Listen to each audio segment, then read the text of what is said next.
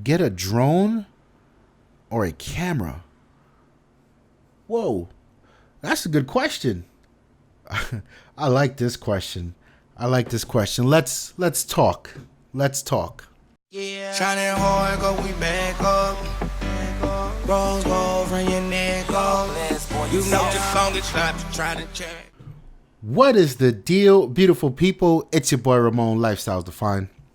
Welcome back to another episode of AMA. How this works, you ask your question in the comment section down below and we answer it in upcoming videos. Today's question comes from Murat and he says, I want to buy a new camera or drone.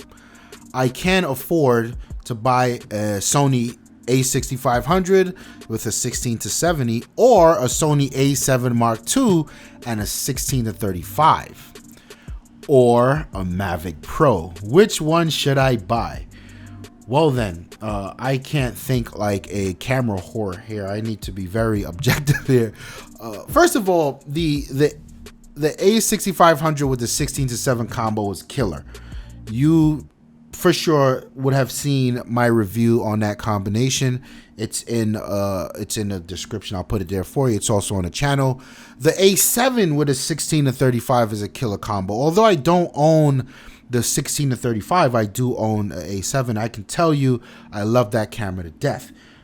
You're talking with the a6500, you're talking better autofocus, you're talking improved IBIS, you're talking 4K video in a very small package, and supposedly it doesn't overheat anymore. With the A7, you're talking balls to the wall, full frame performance, sturdy camera, really amazing glass, great price right now, especially since you've got all those iterations of the A7s on the market. This one came down. It's a great camera to own. And then there's the Mavic Pro. The Mavic Pro is DJI's smaller drone, not the smallest, smaller, but this is probably their first really consumer focused drone, not consumer priced, because that's the little one and that thing's like 500 bucks. You can't beat that. But this is the first one where they sort of took all the technology that was in the big boy drone and put it in a smaller package, much more compact package. And there's a lot of dope stuff I've been seeing from the Mavic Pro, so it is a good drone. In fact, it's on my Christmas list.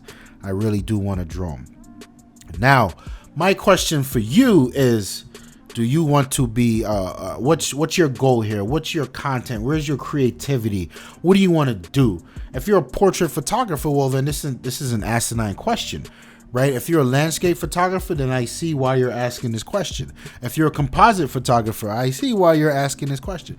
So, objectively speaking, if you want to distance yourself from what's out there right now, I think drone photography is definitely where it is. 5, 10, 15 years ago, if you wanted to get a lot of these aerial shots with these super interesting compositions and landscape images and just different views of things, you had to get your ass in a helicopter. Now you just get $1,000 drone and you can conquer the world 10, 15, 20 minutes at a time, however long the battery lasts, and come home with these amazing images. And at first, drones were very cool. Yes, the batteries suck, but that was neither here nor there. Just buy more. But the cameras weren't that good. I think DJI, and let's give GoPro some props here as well, even though those things were falling out the sky for a while.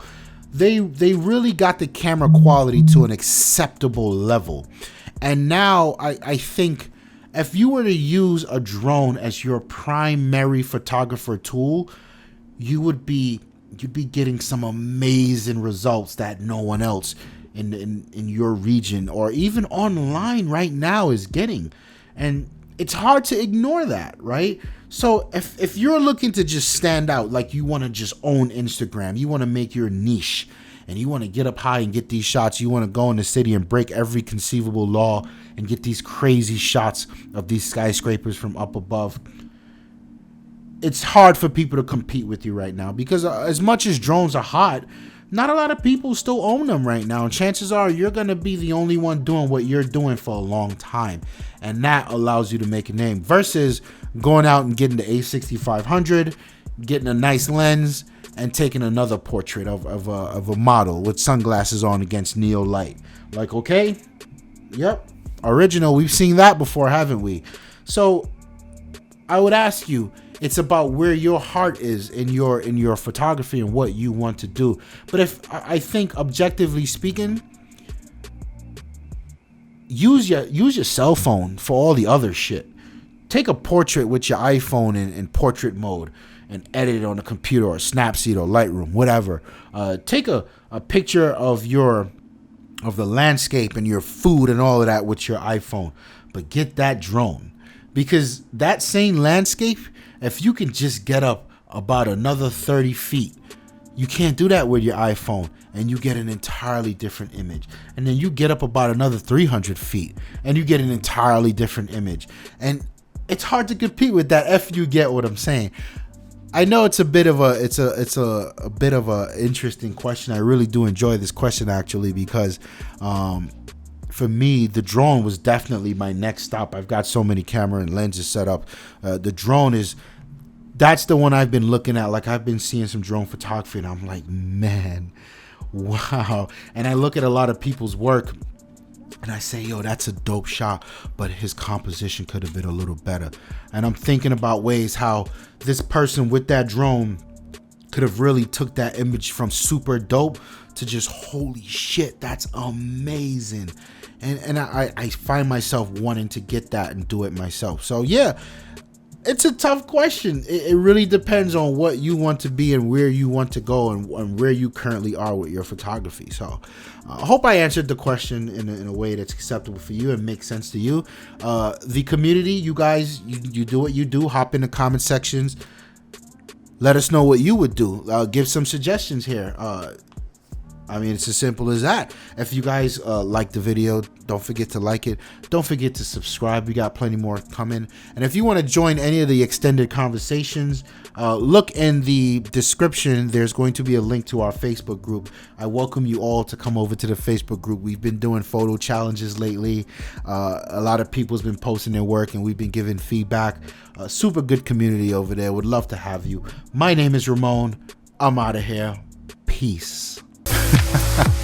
Well, I guess, and the reason we started Lifestyles Defined is because if we weren't on camera arguing about these things, the technologies, the phones, the iPhones, the Androids, the cameras, the games, we'd be on the phone arguing about it. We'd be in each other's houses arguing about it. So why not just put it in front of a camera for everyone to enjoy it the way we do? That's what Lifestyles Defined is all about. We just